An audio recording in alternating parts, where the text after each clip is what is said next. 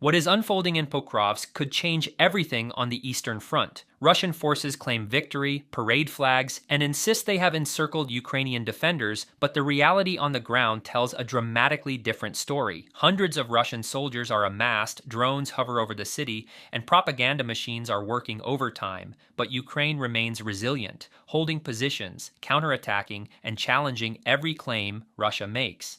Today, the true situation in Pokrovsk emerges, revealing the cracks in Putin's strategy, the chaos of his battlefield, and the alarming depth of his delusion.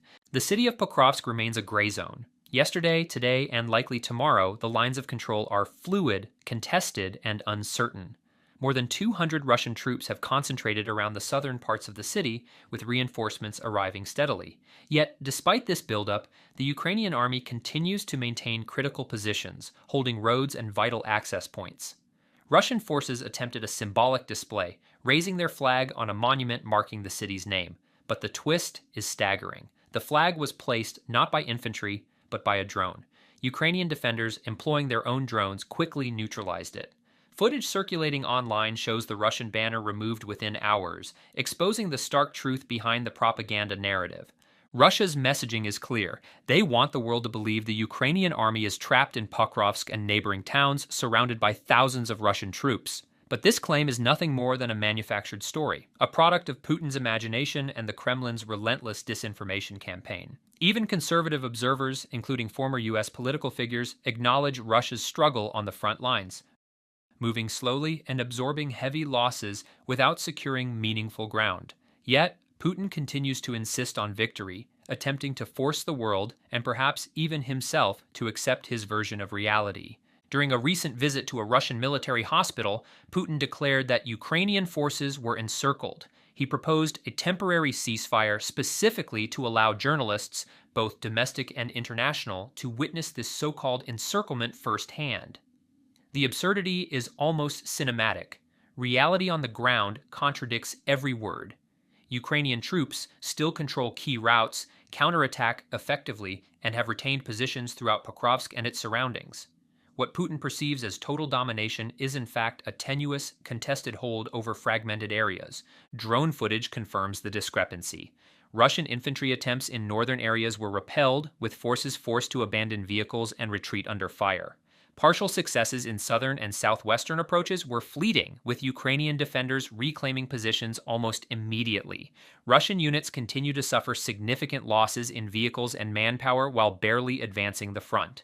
The gray zone that defines Pokrovsk reflects not Russian dominance, but a stalemate punctuated by Russian desperation and Ukrainian resilience. Analysts tracking the conflict, such as Michael73, provide geolocated confirmations of these movements. Multiple videos corroborate the fact that Russia has not achieved encirclement or decisive territorial gains. Even when Russian flags are planted, they often mark contested spaces, not secured ground. The Ukrainian army, using precision counterattacks and drone operations, constantly challenges these displays, reclaiming territory and demonstrating tactical control. Pokrovsk is not an isolated case. Nearby towns like Minograd and Kensk reveal the same pattern. Russian offensives result in heavy losses with minimal territorial gains. Attempts to push into Drylia in August were thwarted, with Ukrainian defenders maintaining superiority in the north and northwest. In the south, Russian incursions reached local buildings, but were quickly neutralized. The slow pace of advancement underscores the inefficiency of Russian operations, the enormous cost of each failed attack, and the unlikelihood of achieving any rapid victory. The broader strategic implications are stark. Ukrainian forces remain capable of holding key logistical routes, leveraging small-scale counterattacks to destabilize Russian advances. Despite Russia's numerical superiority in some sectors, Ukrainian control of supply lines and fortified positions prevents meaningful encirclement. While Putin's media paints a picture of total conquest, the reality is a battlefield defined by stalemate, heavy Russian attrition, and persistent Ukrainian resistance. The losses suffered by Russian forces in Pokrovsk and surrounding areas are staggering. Infantry vehicles destroyed, personnel incapacitated, and failed assaults highlight not only operational inefficiency, but also a broader morale crisis. Many attacks appear rushed and poorly planned, resulting in catastrophic losses without territorial gains. Analysts confirm that repeated assaults on fortified positions have cost Russia hundreds of troops and dozens of vehicles, yet yielded almost no strategic advantage.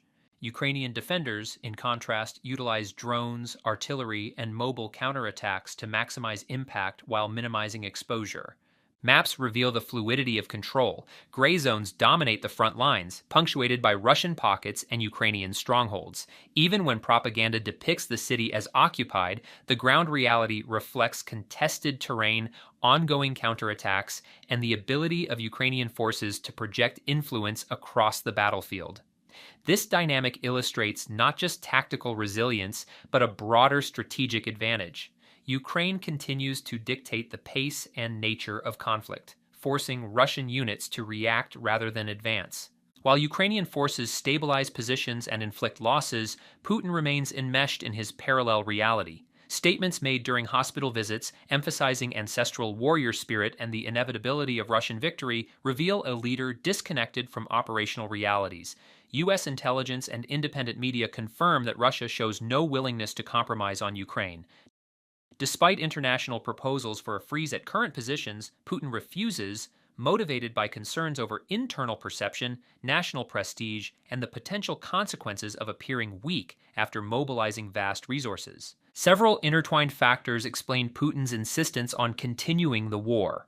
First, the domestic narrative. Halting operations would provoke scrutiny and dissent within Russia, raising questions about the purpose and success of the conflict.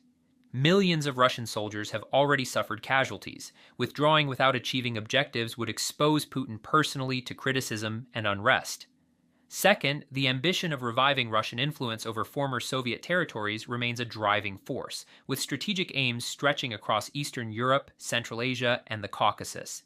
Third, the war serves as a mechanism to occupy and control Russian forces, preventing large-scale domestic upheaval or uncontrolled return of trained troops. Psychological factors also play a role. Putin's sense of importance, reinforced by global attention and control over military operations, feeds a narcissistic perception of indispensability. He continues to believe that persistence can yield eventual success, despite mounting evidence to the contrary. Statements invoking nuclear weapons, advanced torpedoes, and other extreme measures are primarily performative, aimed at projecting power and maintaining a narrative of inevitability. Analysts agree that while Russia possesses vast destructive capabilities, the actual willingness to employ such measures remains extremely low. Ukraine has intensified attacks on Russian energy infrastructure, striking oil refineries and storage facilities both in Crimea and on the mainland. Drone and missile strikes have damaged key facilities, reducing operational capacity and demonstrating Ukraine's ability to project power beyond immediate front lines. These strikes, coupled with international sanctions, create substantial economic pressure on Russia, further challenging the sustainability of ongoing operations. American and European sanctions, including restrictions on Russian oil trade, exacerbate the strain, targeting the financial and logistical mechanisms that support military campaigns. Despite these pressures, Putin remains unmoved. International sanctions, energy strikes, and battlefield setbacks do not deter his strategic calculus. Analysts suggest that the combination of domestic propaganda, fear of political fallout, and personal narcissism drives him to continue the conflict. Even as logistical difficulties mount and casualties rise, the Russian leader maintains a narrative of inevitability and encirclement, seeking to control perception rather than accept operational reality. Returning to Pokrovsk, Ukrainian counterattacks remain decisive. Russian forces have advanced only marginally in some southern sectors, with many positions retaken by Ukraine within hours. Drone reconnaissance confirms that Russian infantry, when deployed, often faces immediate neutralization.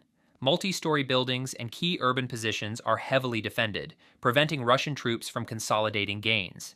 Even when Russian flags are planted, they frequently mark areas contested by Ukrainian forces rather than secure territory.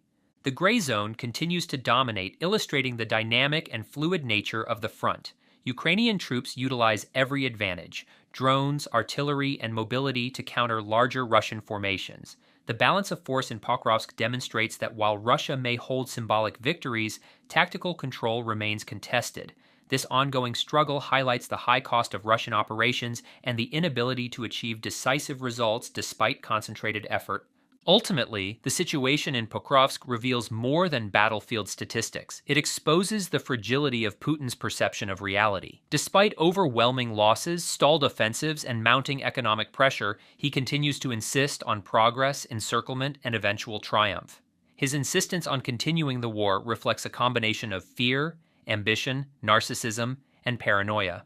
The true story of Pokrovsk is a testament to Ukrainian resilience, the inefficiency of Russian operations, and the dangerous delusions of a leader willing to risk everything to maintain an image of control.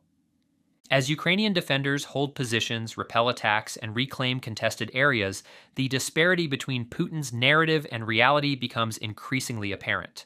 Drone footage, frontline reports, and geolocated videos confirm that Russian claims are often exaggerated, misleading, or outright false. Yet the Kremlin's insistence on portraying victory continues, reinforcing the chasm between propaganda and operational reality. Even as international sanctions intensify and energy infrastructure faces repeated strikes, Putin's obsession with completing the so-called special military operation drives him to press forward, ignoring the mounting human, economic, and logistical costs. Pokrovsk stands as a microcosm of this broader struggle, contested, dangerous, and emblematic of both Ukrainian courage and Russian desperation. In the end, the battlefield facts speak louder than propaganda. Russia may plant flags, launch assaults, and issue grandiose statements, but Ukraine continues to contest, defend, and fight back. Pokrovsk is not fully occupied. Russian losses are immense, and the delusions of a leader lost in his own narrative are laid bare for the world to see. The conflict continues, but the reality on the ground paints a stark and undeniable truth. Putin has lost his grip on the war, and the true story of Pokrovsk reveals just how far removed he is from the realities of the battlefield.